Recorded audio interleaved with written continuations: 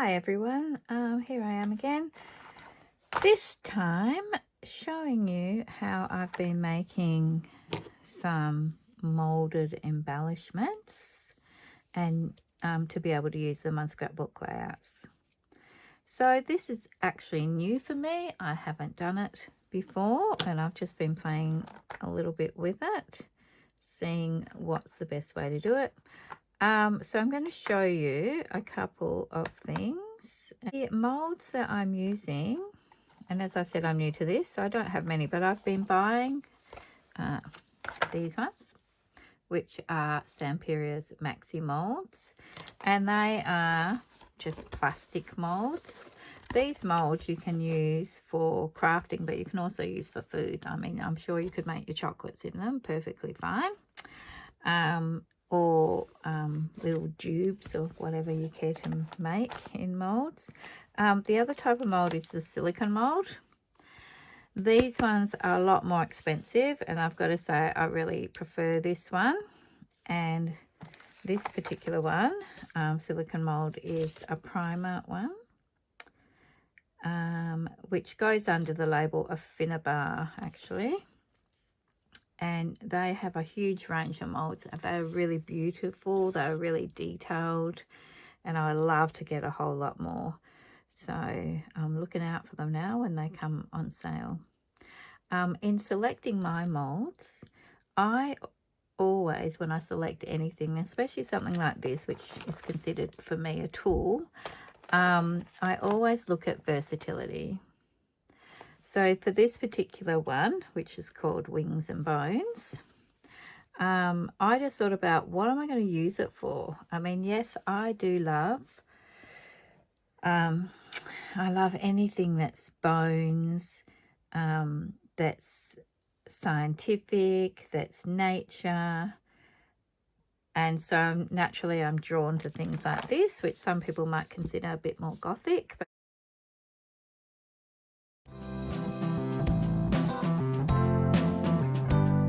so with this Wings and Bones one, I've used it twice now.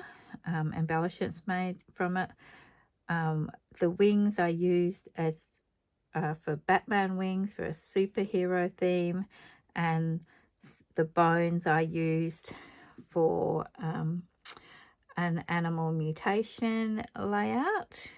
Both of those layouts have videos if you're interested in having a look at them. And I'm thinking I can do some other things with it as well. My two son-in-laws are both covered in tattoos. So this sort of image with skulls and wings and bones and things could work really well as embellishments on some layouts which picture them.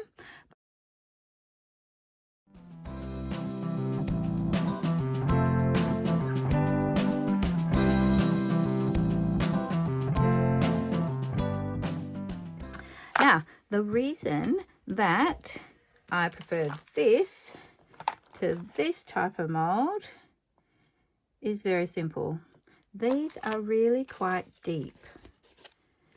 So if I'm looking at, like, I might just use this paintbrush here to show you, you know, the depth of that is probably 1 centimetre. So that was the first thing I worked out when I was making some of them, is that they can come out quite thick depending on how much clay that you put in there, how much modelling clay you put in. And this one, which is would be probably I don't know, 5 millimeters thick. To me, I think it's too thick to go onto a layout, and I didn't even fill the mold. So then the next one I tried, I made it much thinner. So this is like looking now like some of the chipboard that you buy in the chipboard embellishment, about that sort of thickness, which is okay for a scrapbook layout. So these being silicone and you know, a more expensive brand as well, the depth in the molds is much thinner, much more suitable for doing anything for papercraft work and scrapbooking in particular. So if we look at these little skulls, they're very thin, and look how cute is that little one, so tiny. Oh, can you see it? So sweet and so tiny. So you can make, you know, they're coming out a lot thinner. There's one of the bones.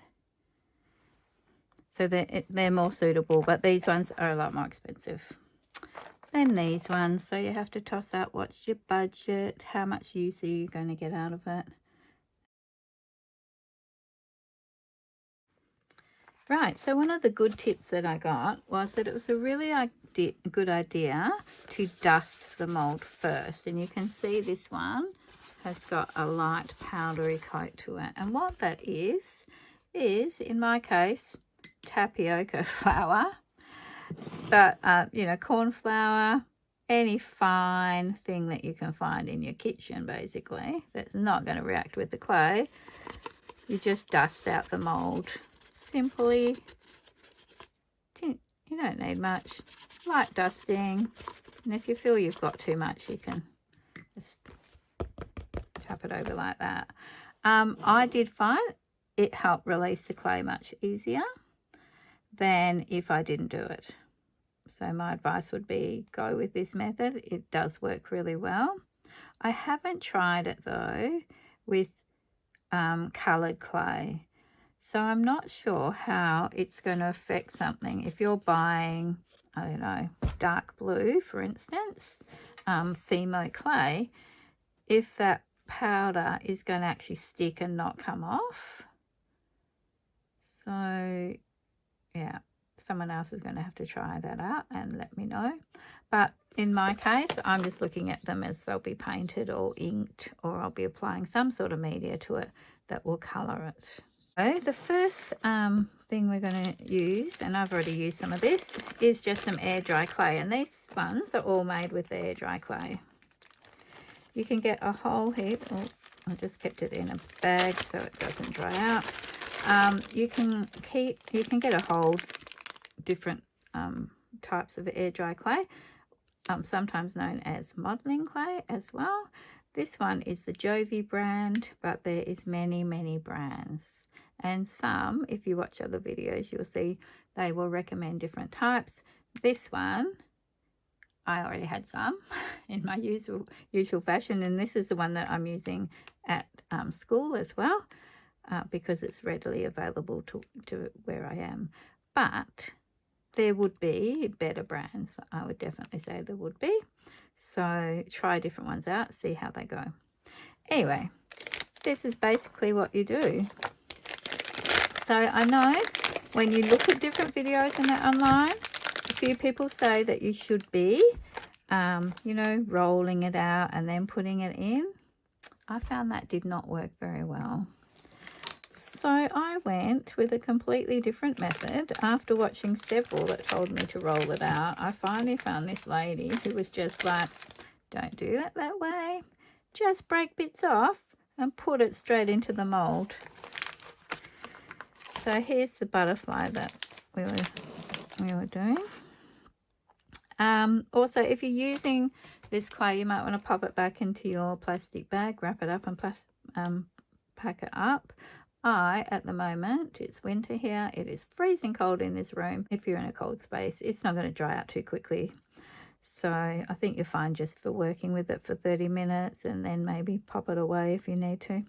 Anyway, so grab some and just very lightly smush it up and then literally squash it into the mould. Not high tech at all. Now these molds are deep, so I'm putting it in and squashing it to a thin depth. So I don't want it to be too fat for my layout. I want to keep it at chipboard thickness. So just a couple of mil.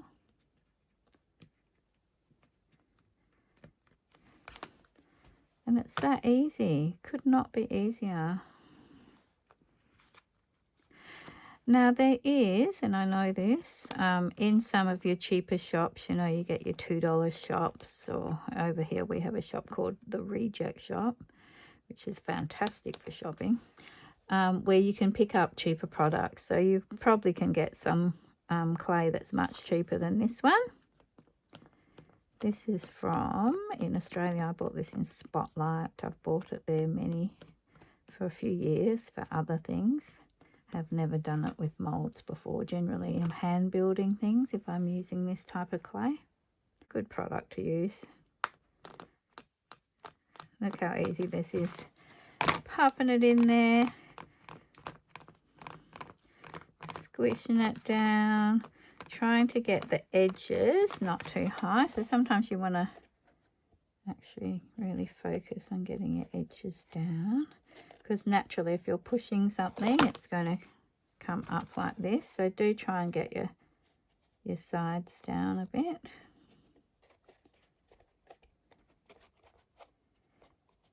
I was concerned when doing this technique of just little bits, adding it bit by bit, that you would end up with noticeable joins on the other side, but surprisingly that doesn't happen.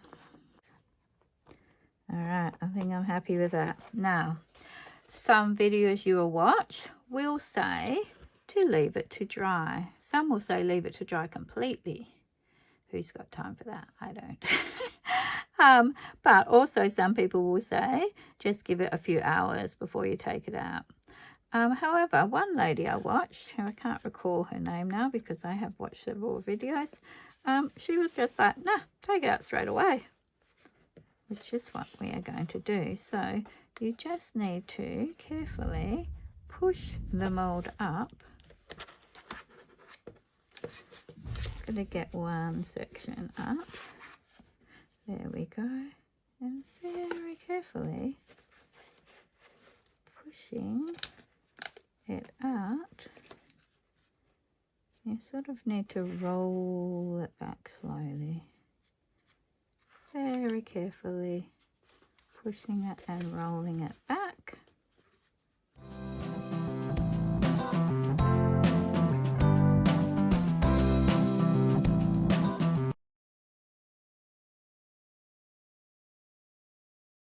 First thing, pop it on a flat surface. Gently tap it down,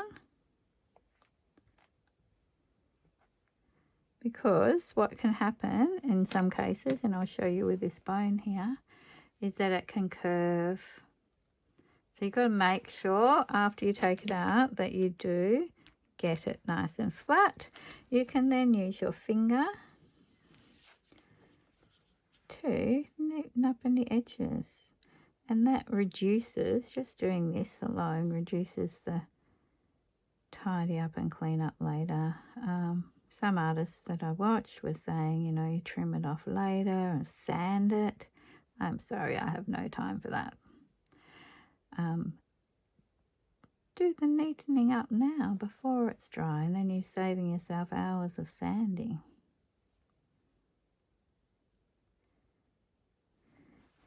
There we go. Now on this particular one, and I completely understand in the design of it, and see, we just pop that back into shape. There we go, it's done. In the design of it, because I didn't want the tail to break, they've got it quite thick in this area next to the tail. I don't like that because I like things to be delicate, so I literally just cut that clay out. Ta-da! See, that to me looks much nicer. On this side, I'm going to do the same. There we go. I like that look better. So there we go. That is literally how simple it is.